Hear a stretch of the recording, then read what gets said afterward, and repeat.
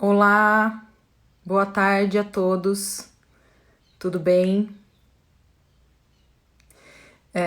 Meu nome é Isabela Valente, sou médica, ginecologista obstetra e especialista em ultrassonografia em ginecologia obstetrícia e medicina fetal. Faço parte da equipe do Instituto Barini e hoje, aqui nesse feriado, vim para a gente conversar um pouquinho sobre a avaliação do crescimento fetal. Existe uma dúvida muito grande, é uma pergunta muito recorrente das gestantes nas consultas de pré-natal e durante os exames de ultrassom também.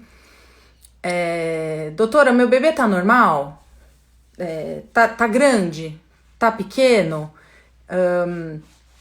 Me falam na rua que minha barriga é muito pequena. Como que eu faço para saber se o bebê tá normal, se tá crescendo bem ou não, né? E é uma pergunta muito importante e é algo muito importante a ser avaliado mesmo no pré-natal, né? Do ponto de vista da avaliação, o que a gente considera mais é o peso fetal e não tanto o tamanho em centímetros. Apesar de haver uma curiosidade bastante grande em relação ao tamanho, a gente sabe que são algumas poucas doenças que alteram os ossos mais longos, né? Fêmur, úmero, de maneira muito perceptível e que causam uma alteração muito grande do tamanho do bebê. Então, o que a gente leva em conta para saber se tá crescendo bem, se tá tudo bem, é o peso, tá? Bom, a primeira avaliação que a gente faz para inferir alguma coisa a respeito do peso do bebê é a avaliação clínica na consulta de pré-natal, né? O obstetra mede a altura uterina, né, que a gente chama, com uma fita métrica. Nada mais é do que a distância entre aqui o osso do pube, né, a sínfise púbica, até o fundo uterino, em linha reta. Existe uma curva de normalidade do quanto é normal para cada semana de gestação nessa altura uterina, né, um mínimo e um máximo normais. Claro, é uma avaliação sujeita a muitos vieses, né? Um útero, por exemplo, que tem muito líquido por algum motivo pode mostrar uma altura uterina muito maior e o bebê ter tamanho normal, na verdade, né? Ou o contrário também, né? Então é uma avaliação inicial, mas é uma excelente triagem. Depois dessa avaliação, hoje em dia se faz ultrassons na rotina do pré-natal, mas principalmente quando há uma suspeita clínica, então o médico mediu aquela barriga, achou que está pequena para aquela idade gestacional, ele solicita o ultrassom, né? O ultrassom obstétrico, que vai avaliar, estimar o peso do bebê. O que o ultrassom faz? Ele estima o peso da criança através de fórmulas, usando algumas medidas que a gente faz ali no momento. Essas fórmulas são inúmeras, publicadas. A mais usada inclui o tamanho, a circunferência da cabeça, o comprimento do fêmur e a circunferência do abdômen. Sendo que a circunferência do abdômen, da barriguinha do bebê, ela tem 75% de peso na fórmula. Então, ela importa muito.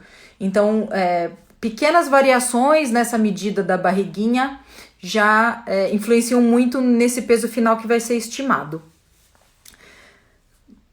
De posse desse peso que foi estimado, a própria máquina de ultrassom faz isso, mas a gente pode fazer manualmente também, a gente coloca esse peso numa tabela, né, numa curva de valores de referência, uma curva de peso pela idade gestacional. A gente sabe que tem um mínimo e um máximo normais para cada idade gestacional, para o peso fetal. Justamente porque a gente fala se o peso está normal ou anormal para uma certa idade, é que o mais importante de tudo é conseguir dizer adequadamente qual que é a idade gestacional daquela gestação. Então, a datação da gestação talvez seja o item mais importante aí nesse início do diagnóstico se o peso do bebê crescimento tá normal ou não. Eu costumo fazer uma comparação, quando as pacientes me perguntam, eu tenho que explicar isso. Se eu falo que uma criança pesa 16 quilos e ele tem 3 anos e meio, ok. Mas se de repente eu mudo e te falo, ele pesa os mesmos 16 quilos, mas na verdade eu me enganei, ele tem 8 anos. Então vai estar muito magrinho, né? Tô dando um exemplo, não sei exatamente se esses valores são esses mesmos, mas eu preciso saber a idade gestacional para poder saber se aquele peso que eu acabei de aferir tá normal ou não.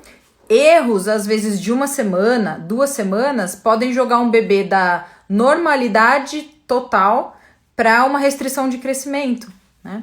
E o contrário, eu posso diagnosticar um baixo peso fetal, uma restrição de crescimento, vou falar um pouquinho mais adiante a diferença, eu posso diagnosticar erradamente, né? Eu posso, na verdade, estar diante de um feto mais novo do que eu achava. E daí ele parece mais magrinho, né?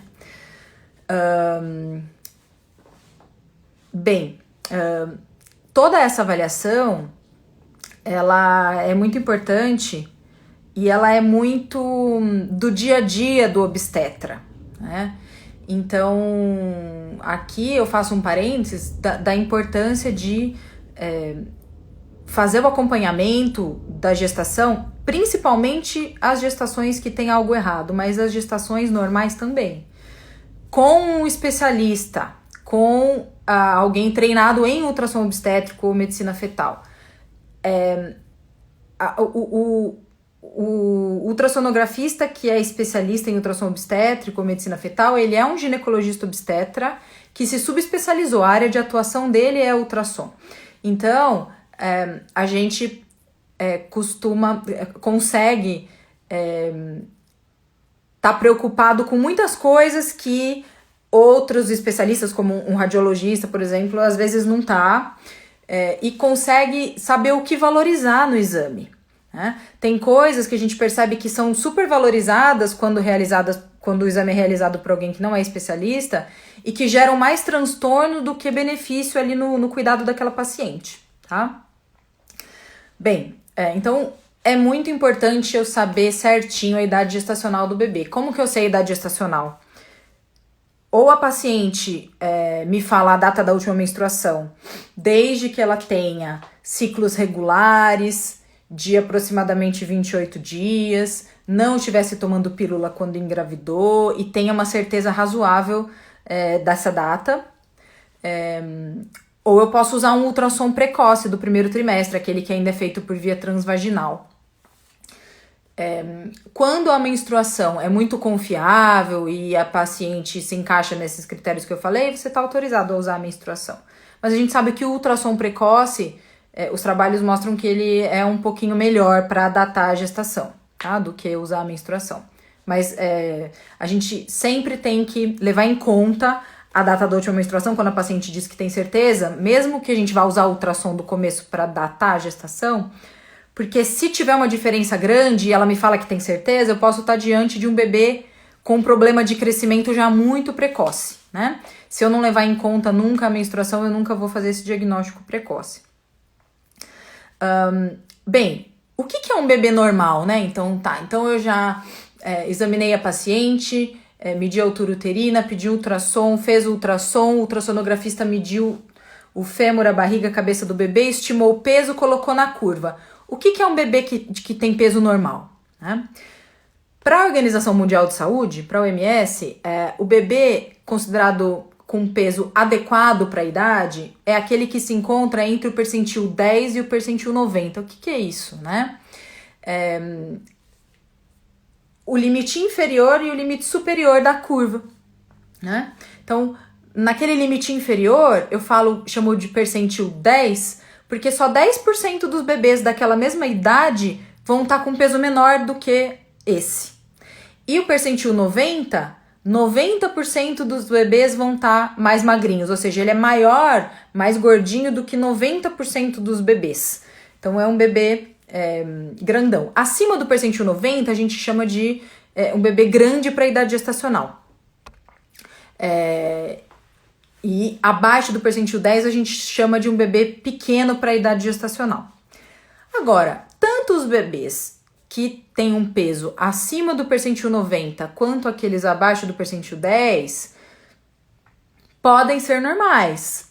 Não existem só bebês com algum problema ou com alguma patologia fora desse intervalo que eu falei, né? Por isso é muito importante a gente também levar em consideração as características dos pais, né? O biotipo da mãe e do pai do bebê. Porque um casal pequeno, de porte pequeno, de baixa estatura, pode muito bem ter um bebê menorzinho que na curva, ou seja, a curva serve para a gente comparar aquele indivíduo com o resto da população, né? Que na curva ele pode estar localizado abaixo do percentil 10, mas ele ser absolutamente normal, ele simplesmente tem um biotipo parecido com o dos pais. E a mesma coisa para os bebês acima do percentil 90. Eu não necessariamente estou diante de um diabetes gestacional, por exemplo, que é uma das possibilidades para os bebês muito grandes, né? Eu posso ter um casal, os dois têm 1,90 m, eu posso esperar um bebê um pouco maior, sem que isso signifique que ele tenha algo de patológico, né?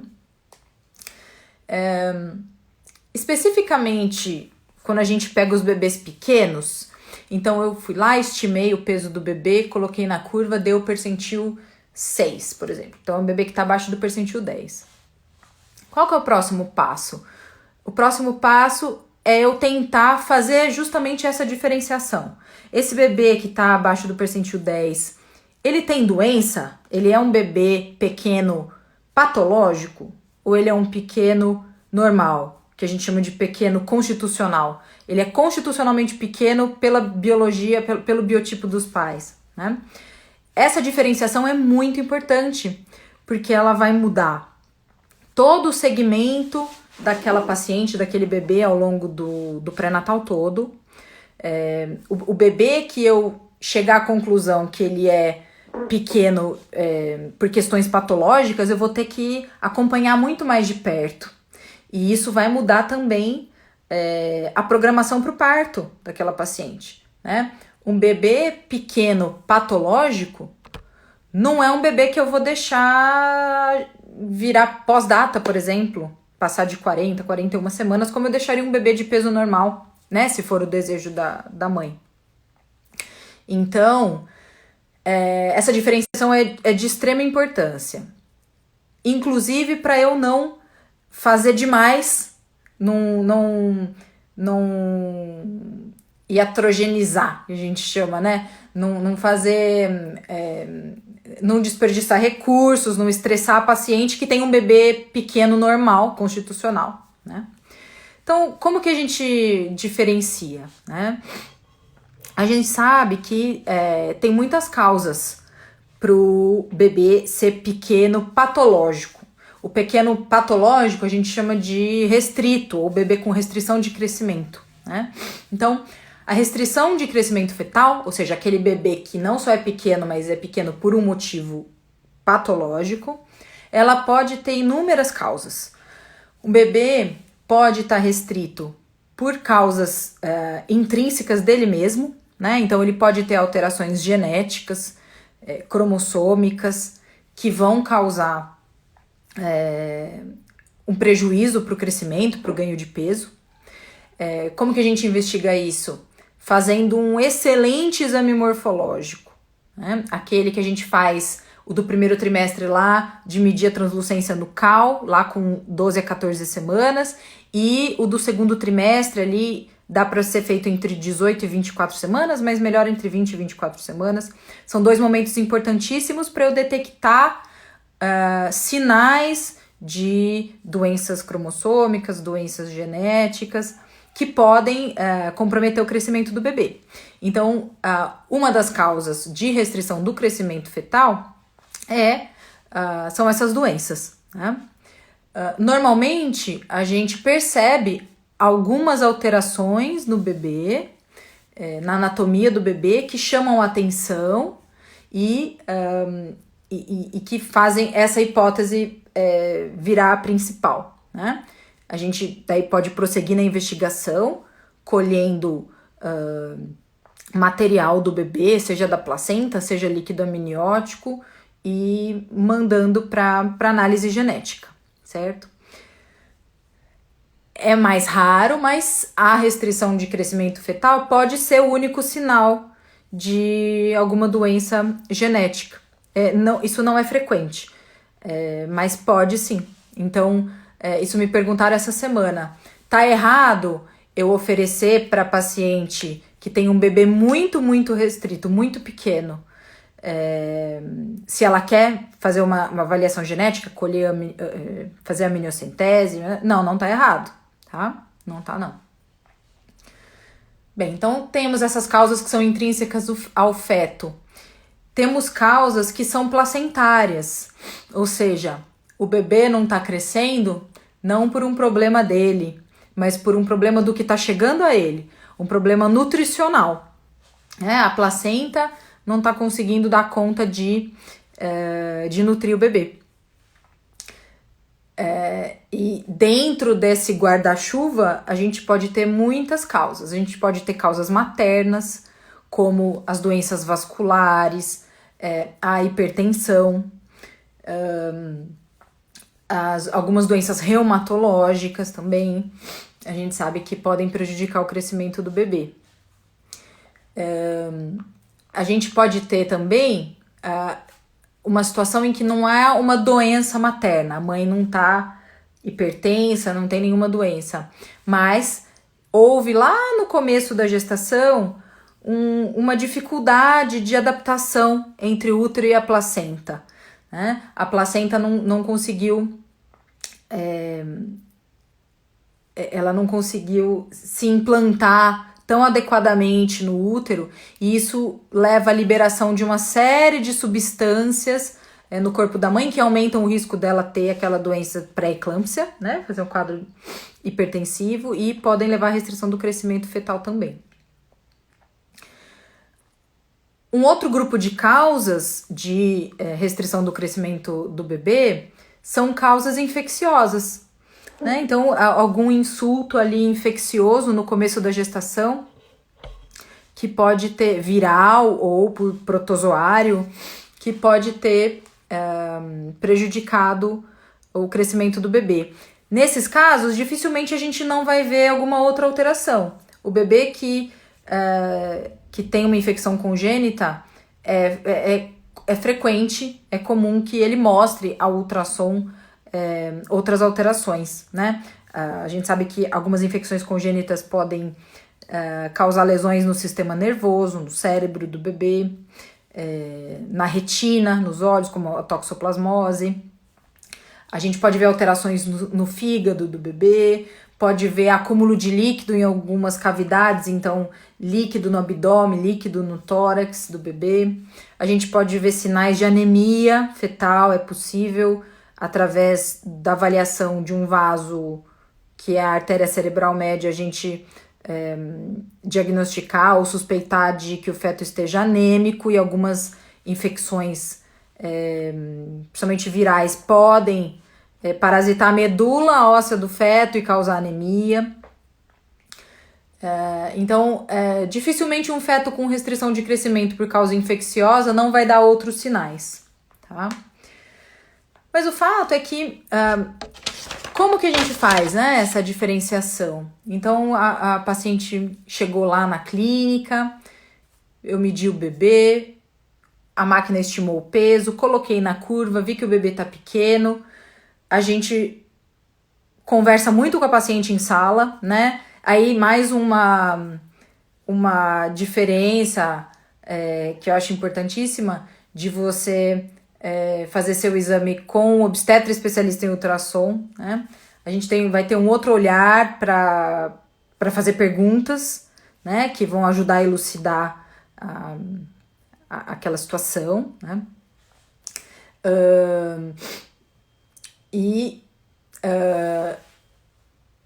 Tô diante então de um bebê pequeno, né? Vou conversar com a paciente, tentar ter mais dados para fazer hipóteses a respeito da causa, né? Mas, independente da causa, a gente tem hoje em dia, já nos últimos anos, várias propostas que foram publicadas em revistas científicas, propostas de como diagnosticar e como fazer o segmento dos bebês com restrição de crescimento. Então, existem alguns critérios, eu não vou me estender aqui, que não é o propósito aqui dessa conversa hoje, né? Mas a gente usa para isso os parâmetros do peso, da medida da circunferência da barriga individualmente também, e do Doppler, né? O que é o Doppler? Doppler obstétrico é aquela situação em que a gente, com um aparelho de ultrassom, um recurso específico, a gente mede o fluxo de sangue dentro dos vasos do bebê, no caso, a artéria cerebral média, dentro do bebê, no cordão, né, no caso da artéria umbilical, e um outro vaso que também é usado para esse diagnóstico da restrição de crescimento é o ducto venoso, né? E a artéria uterina, as artérias uterinas da mãe também, né? Mas daí é um vaso totalmente materno, né? Não tem a ver com o bebê. Esses 4 vasos são os principais que, ao fazer o Doppler, né, ao medir ali o fluxo neles, eu vou ter informações que vão me ajudar a fazer esse diagnóstico da restrição de crescimento fetal. Então, a gente, através do Doppler do cordão, vendo o fluxo de sangue no cordão, a gente pode ter informações de como que a placenta está recebendo esse sangue do bebê, né? Lembrando, o bebê manda sangue para a placenta através das artérias umbilicais e o sangue volta oxigenado através da veia umbilical. A placenta que está doente, a placenta que tem alguma patologia, ela pode, em determinado momento, começar a oferecer uma resistência maior que o normal ao sangue que o bebê manda, né? E aumentar a resistência no cordão, tá? No vaso, na artéria cerebral do bebê, a gente vê outra coisa, a gente vê sinais de que o bebê esteja se adaptando a um oxigênio um pouco mais baixo. Então, a placenta, numa situação em que a placenta não está conseguindo mais oxigenar tão bem o sangue, o bebê começa a fazer adaptações, ele começa a dilatar alguns vasos que vão para regiões muito nobres, como o cérebro. E a gente consegue perceber essa dilatação através de um aumento do fluxo nessa artéria cerebral média. Isso também contribui para o diagnóstico. O ducto venoso é um vaso muito pequeno, de um calibre muito de milímetros, que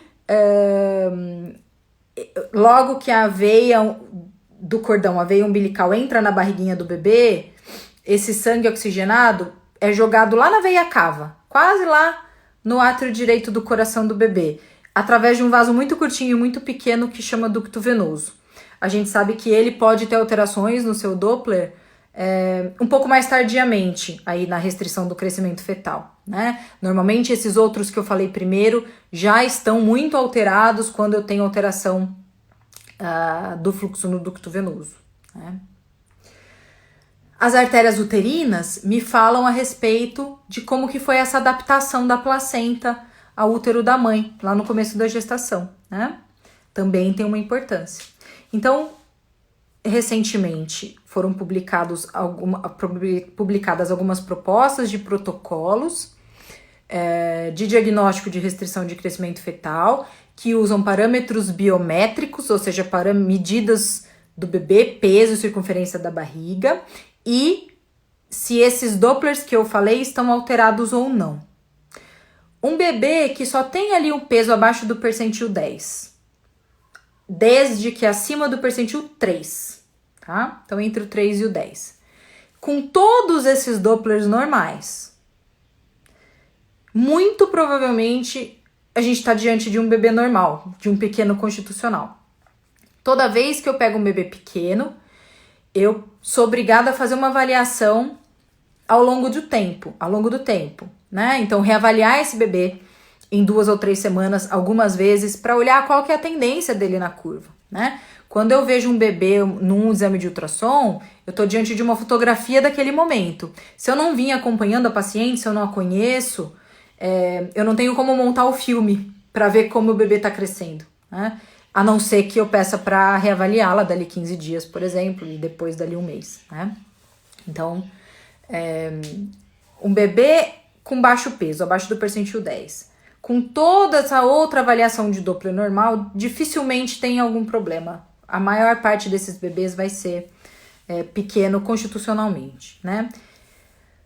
Os bebês que têm Dopplers normais, mas que tá com peso ou a circunferência da barriguinha abaixo do percentil 3, isso já é isoladamente um critério para eu achar que tenha qualquer coisa de patológico, né? Patológico, lembrando, pode ser do bebê, pode ser da placenta, pode ser uma doença materna, né? Mas o bebê abaixo do percentil 3, ele é muito magrinho. Então, diminui um pouco a chance de que seja só constitucional, né? Esse bebê eu vou seguir mais de perto. E o que vai mudar, né, no acompanhamento a partir do momento em que eu diagnosticar uma restrição de crescimento? Vai mudar principalmente a periodicidade com que eu vou repetir esse exame, né? E vai mudar o olhar do obstetra para aquela paciente, né? Vai ficar muito mais atento com as medidas de pressão, por exemplo, né? Bom, ela tá com um bebê com restrição de crescimento, ela tem um pouco mais de chance de apresentar em algum momento uma doença hipertensiva, uma pré-eclâmpsia. Então, o obstetra vai vigiar mais essa parte, né? Ficar mais atento a sinais dessas doenças correlatas, né? E o que vai mudar do ponto de vista de ultrassom? A gente acompanha os bebês com restrição de crescimento no mínimo uma vez por semana. A restrição de crescimento, não vou me estender aqui, mas ela tem graus, né, tem estágios. Eu posso ter uma restrição de crescimento com alterações muito leves de Doppler, que eu posso ir acompanhando semanalmente o bebê, e ele pode nascer de termo, né, por volta de 37 semanas. E eu posso ter uma restrição de crescimento muito grave, que tem alterações graves de Doppler e que eu preciso, às vezes, acompanhar 2, 3 vezes por semana, porque ela pode evoluir mais rápido. E, a depender da idade gestacional, eu vou até propor parto, né? Esses protocolos publicados nos últimos anos, eles têm uma proposta muito interessante de acordo com o estágio da restrição de crescimento e com a idade gestacional em que o bebê se encontra, qual deveria ser a conduta, né? Então, se eu estou diante de um bebê muito prematuro, quando eu diagnostico a restrição de crescimento, ali um bebê de 25, 26 semanas, eu vou ser muito mais tolerante com as alterações que eu encontrar no ultrassom, porque o risco da prematuridade extrema ainda é muito maior do que o risco que ele está correndo dentro da barriga. Enquanto, quando eu tenho um bebê um pouco mais velho, eu vou ser menos tolerante, porque, principalmente numa boa UTI neonatal, eu vou já conseguir dar um cuidado para esse bebê e a chance dele não ter sequelas é maior, então eu vou ser menos tolerante com essas alterações que acontecem dentro da barriga e vou fazer o parto, tá? É isso, deixa eu ver, acho que alguém mandou perguntas aqui. Eu não sei o primeiro nome porque tá principalmente o sobrenome aqui, mas estão me perguntando se o primeiro ultrassom é sempre recomendável após a 6ª semana. Então, o ultrassom, a gente consegue já ver gestação dentro do útero a partir de aproximadamente 4 semanas e meia. Então, aquela paciente com menos de 1 semana de atraso menstrual, com um aparelho bom, por via transvaginal, teoricamente já é para eu enxergar um saco gestacional muito pequeno, mais ou menos 2 milímetros. Um saco gestacional. Com 5 semanas e meia, 6 semanas, é que eu espero enxergar embrião.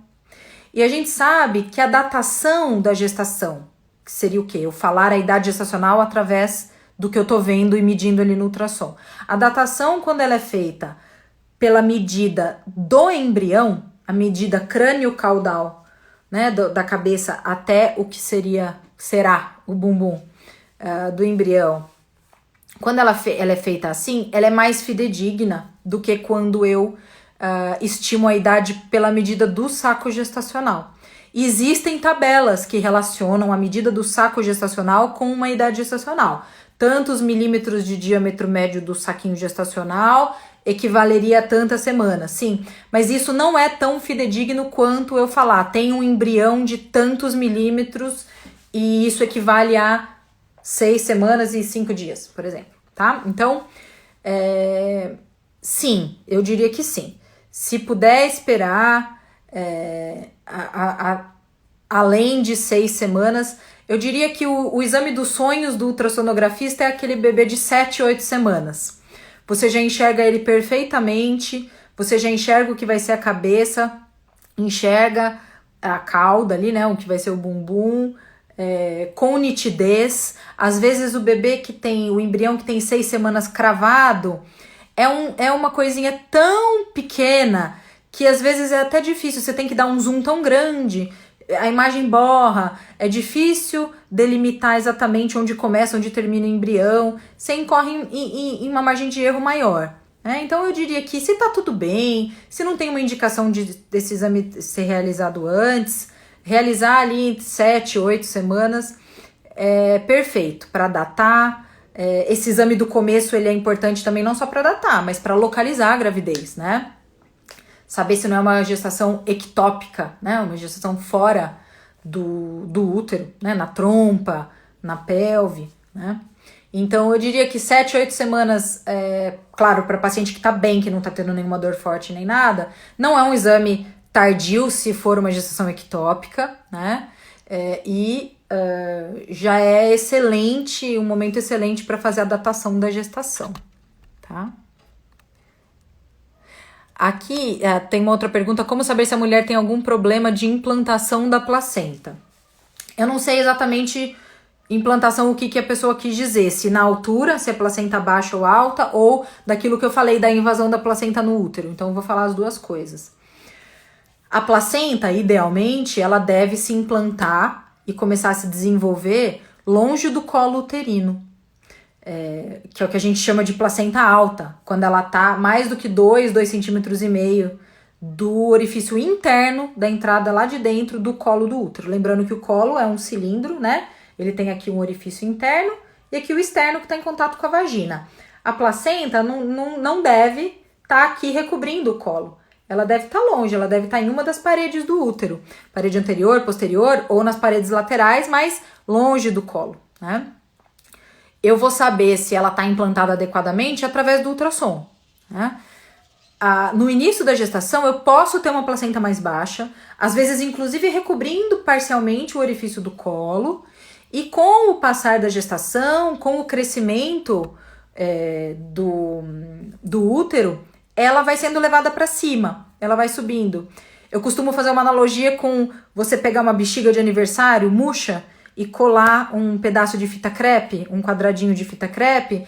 Depois que você enche a bexiga, o quadradinho vai mudar de lugar. A fita que você colou vai mudar de lugar. Ela inevitavelmente vai ser levada mais para cima, né? E isso acontece com a placenta, tá? Então, a placenta, ela assume a posição mais definitiva dela lá no 3º trimestre só. Então, antes de 24, pelo menos, mas 26, 28 semanas, é difícil a gente dar um diagnóstico de que a placenta tá baixa, né? A gente tem que esperar um pouquinho, tem que dar esse tempo para ela, tá? Tá me perguntando aqui com quantas semanas consegue ouvir o coração do bebê. Já respondo, só terminar de falar da placenta. E se a pessoa que perguntou quis dizer implantação em relação à questão da invasão ali da placenta, né? Isso a gente vê através do Doppler das artérias uterinas, né? A gente fala que é pro útero acomodar bem a placenta do ponto de vista vascular, né? Os vasos uterinos, eles ficam mais dilatados e relaxados para que a placenta possa implantar e conseguir puxar ali do útero os nutrientes que precisa, né? Então, a artéria uterina de um útero que está bem adaptado à placenta, que fez isso que eu falei de forma eficaz, essa artéria uterina ela vai estar mais dilatada também. Ela vai dilatando ao longo da gestação, né? A gente sabe que no começo ela tem uma resistência um pouco maior mesmo, mas é até um limite, tem curvas de normalidade para isso também, tá? É um valor, esse índice, né, de resistência que a gente mede, que é o IP, índice de pulsatilidade. Tem curvas de valores do que é um IP normal na artéria uterina, né? E a gente suspeita que possa ter alguma coisa errada aí quando esse IP tá muito alto, né? Então, essa maneira, através do Doppler da artéria uterina, é uma maneira da gente ter informações a respeito de como a placenta está implantada, desse ponto de vista vascular que eu falei, né? Então, o coraçãozinho do bebê. A partir do momento que você enxerga embrião, é possível que você já veja batimento, tá? Isso acontece na imensa maioria dos casos, tá? Mas, por uma questão de segurança, para não incorrer no risco de dar um laudo de um óbito embrionário num bebê que esteja vivo, a gente tem uma margem de segurança de que a gente aguarda até o bebê ter pelo menos 7 milímetros de comprimento para poder falar. Isso é ao redor de 6 semanas, tá? Pra gente poder falar, não tem batimento quando eu não tô vendo. Então eu faço lá no transvaginal, vi o embrião, não enxerguei batimento, tô no transvaginal, tá? Isso não vale por via abdominal, porque por via abdominal a imagem fica bem pior quando estruturas pequenininhas, assim, lá profundas, tá? Então eu tô com o transdutor transvaginal, vi o embrião, não vi batimento. Esse embrião tem menos de 7 milímetros, isso é um consenso internacional, tá? É uma regra. Não estou autorizado a laudar esse exame como um óbito embrionário. Preciso repetir. Posso repetir em 7 dias.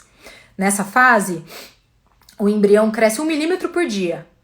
Então, se eu reavaliá-lo em 7 dias, ele vai estar... Ele que ali tinha, por exemplo, 4 ou 5 milímetros, então ainda não tinha 7, tanto que eu não dei o laudo não laudei como óbito embrionário. Então, se ele tinha ali 4, 5 milímetros, eu reavalio em 7, ele vai ter 11, 12 milímetros. Se tiver tudo bem e ele estiver crescendo normal, né? Então, se eu reavaliar em 7 dias e tiver um bebê do tamanho que eu esperei, é pra eu ver batimento. Se eu não vir batimento, aí eu tô diante de um óbito embrionário, tá? Existem critérios de ultrassom bem estabelecidos, tá? De gestação inviável no primeiro trimestre, tá? Isso tá amplamente disponível na literatura médica, tudo, mas tem muito mais contato quem é da área, né? Aí mais uma razão para o especialista, o obstetra, se especializar e fazer ultrassom da sua própria área, né? Aliás, isso é uma tendência na medicina toda, viu, gente? Não é só na obstetrícia, não. Cada vez mais se enxerga o exame de imagem de uma especialidade como algo complementar da própria especialidade. Então, a gente sabe que um obstetra vai ter um outro olhar e vai ter possibilidade de fazer um exame melhor, né?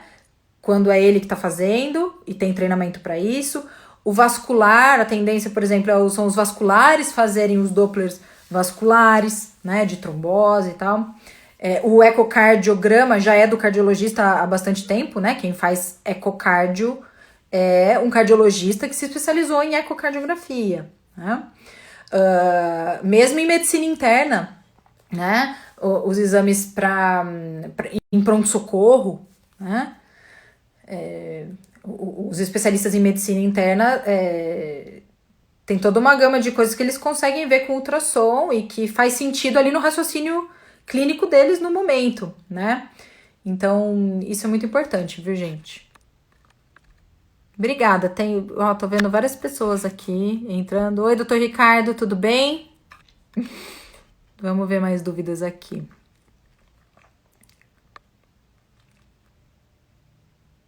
Ah, não, são as que eu já respondi mesmo. A outra era um elogio. Obrigada, gente. Quem elogiou foi a Betina. Obrigada, Betina.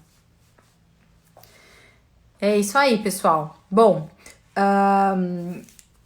eu queria contar um pouquinho para vocês, então só como que é aí essa formação, né? Eu falei isso algumas vezes, né? Sobre eu achar muito importante o especialista, o obstetra se especializar em ultrassom e fazer o exame, né? Contar só rapidamente para vocês, porque recebi por outra fonte aqui essa pergunta. Como que funciona, né? A gente se forma médico, faz os 3 anos de residência médica em ginecologia e obstetrícia, então R1, R2 e R3. Daí você pode prestar uma outra prova para fazer uma segunda residência médica em ultrassonografia em ginecologia e obstetrícia, né? Que é mais 1 ano de residência. E se quiser também, pode prestar depois mais uma outra prova e fazer um 5º ano de residência em medicina fetal, tá? No caso, eu e alguns outros colegas ali da Unicamp tivemos essa trajetória, né? Então, eu acho que isso mostra que, sem, claro, querer puxar a sardinha para o meu lado, mas a gente vê hoje em dia, né, sendo oferecidos muitos cursos, né, de ultrassom, às vezes de um fim de semana, com a pretensão de que você saia fazendo um bom exame de ultrassom.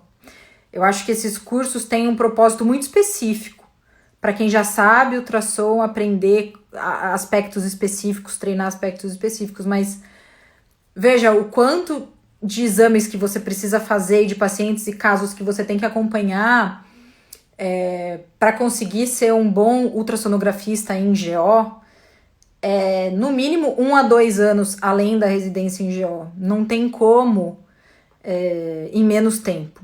Então algumas pessoas estão perguntando aqui sobre isso.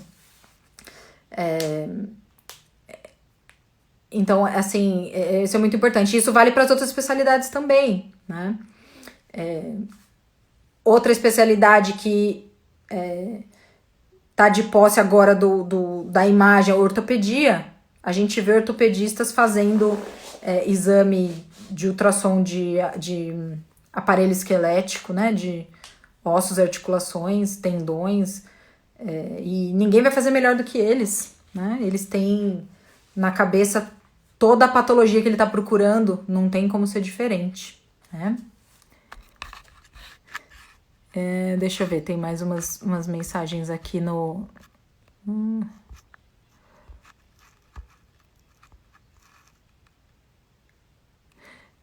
A Juliana tá perguntando qual a diferença entre a DUM, que é a data da última menstruação, e a idade gestacional pela ultrassom, que é aceitável. Olha, a gente costumava falar em uma diferença de 8%. Seria o quê? Você calcula a idade gestacional pela DUM, mede lá o embrião. Se a diferença for... se o que você mediu pelo ultrassom cair em 8% ao redor da menstruação, você estaria autorizado a usar a menstruação. Nos últimos consensos da ISUOG, que é a Sociedade Internacional de Ultrassom em Ginecologia e Obstetrícia, eles não falam mais em números assim. Eles falam que se você tem um ultrassom de qualidade, né, um ultrassom bem feito, de primeiro trimestre, você deve preferir ele à DUM, tá? Claro, sempre levando em conta a DUM, porque se eu tenho um ultrassom, calculo pela DUM, no ultrassom dá 10 dias, 1 semana, 2 semanas a menos, por exemplo, antes de eu redatar aquela gestação, falar, então essa DUM tá errada, eu vou usar só ultrassom, e esquecer da paciente, mandar ela voltar sei lá quando, eu preciso pensar que eu posso estar diante de uma restrição de crescimento muito, muito precoce, que acontece, principalmente as de causa genética, né? Então, eu não vou... A DUM tem que fazer parte da minha anamnese, tem que fazer parte da minha conversa com a paciente, né?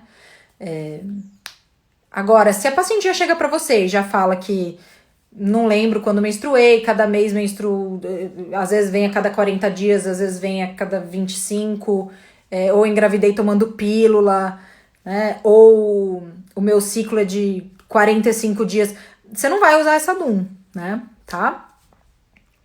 Deixa eu ver o que mais aqui.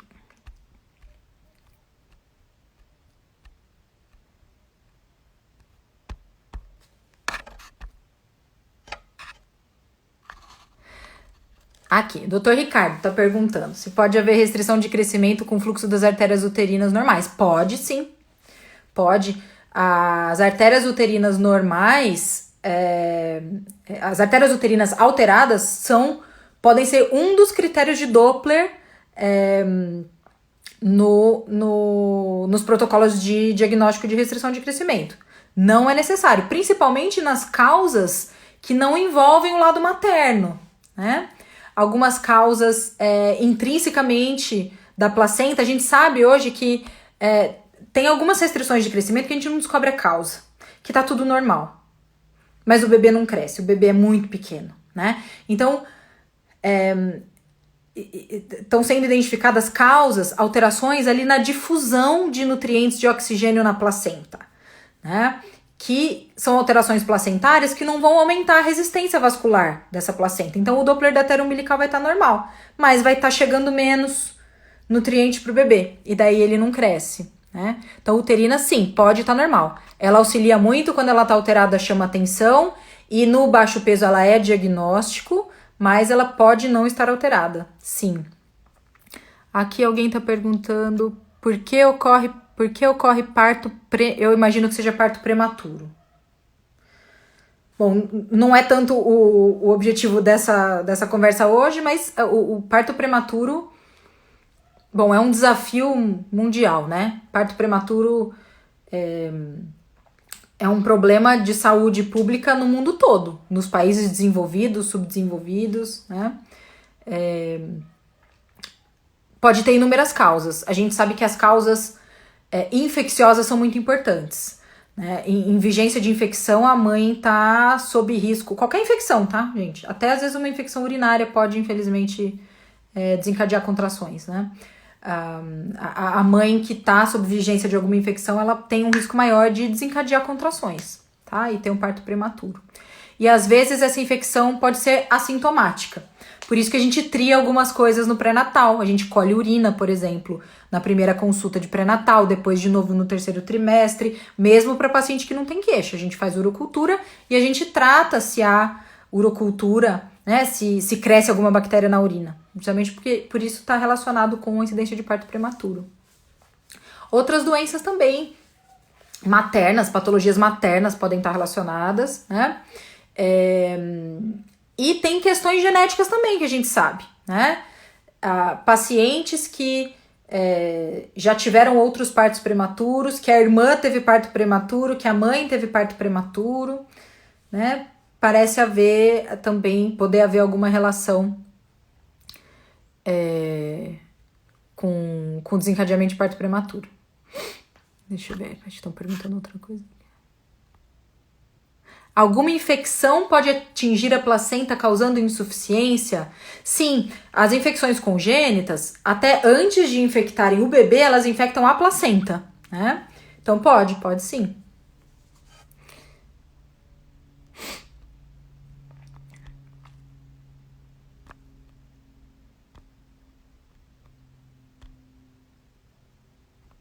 Acho que é isso, gente. Deixa eu ver aqui. Mas são essas perguntas. Bom, então, a avaliação do crescimento do bebê.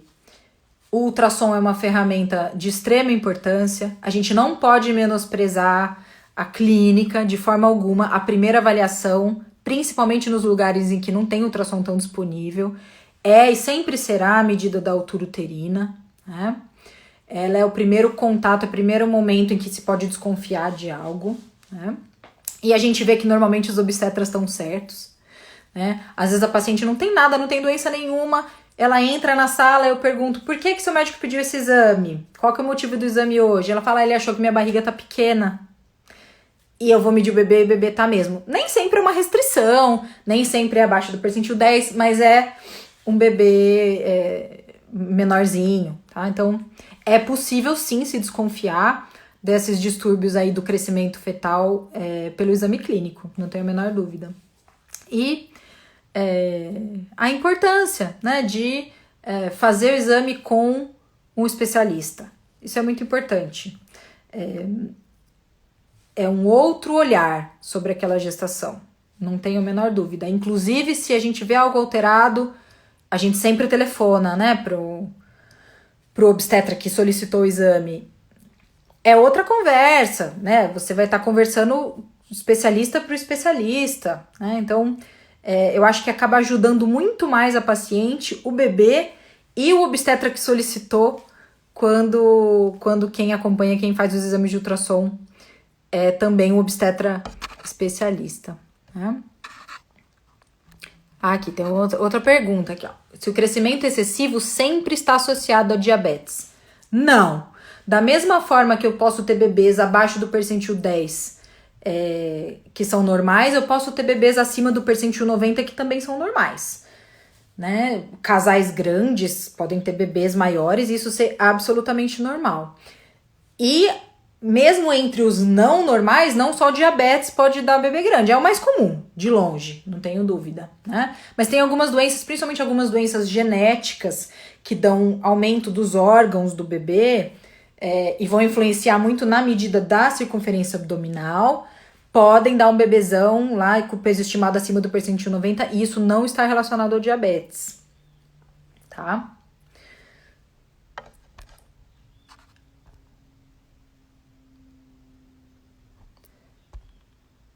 Bom, gente, é isso. Eu acho que não tem mais perguntas.